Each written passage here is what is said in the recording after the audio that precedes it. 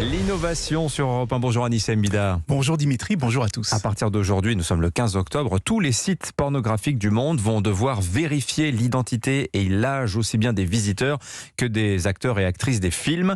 Et bizarrement, c'est pas une loi qui impose cette mesure, mais des éditeurs de cartes bancaires. Oui, c'est une directive de Visa et de Mastercard. Ça fait des années que des gouvernements dans le monde entier essaient de protéger les mineurs de tous ces sites porno un petit peu trop faciles d'accès.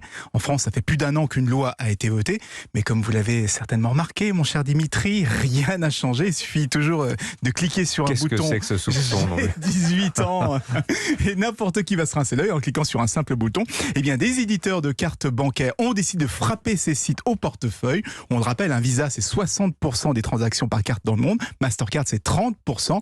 Eh bien, désormais, s'ils veulent continuer à recevoir des paiements, les sites porno devront faire le ménage et être un petit peu plus vertueux. Alors, est-ce que ça marche déjà? Les sites ont-ils pris des mesures, Anissa?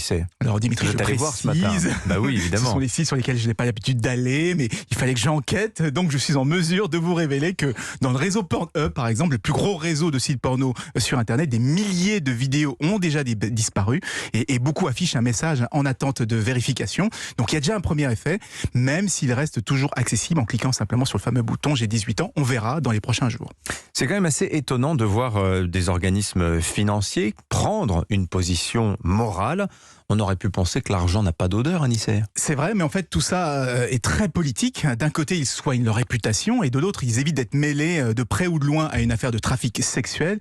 Mais il ne faudrait pas qu'ils se transforment en une sorte de police morale, parce qu'on le rappelle, leurs décisions passent au-dessus des lois de chaque pays, et dans certains cas, elles peuvent finir par museler la liberté d'expression. Donc méfiance, même si pour la protection des mineurs, évidemment, leurs ailes arrangent tout le monde. Merci Anissa Mbida, 6h52.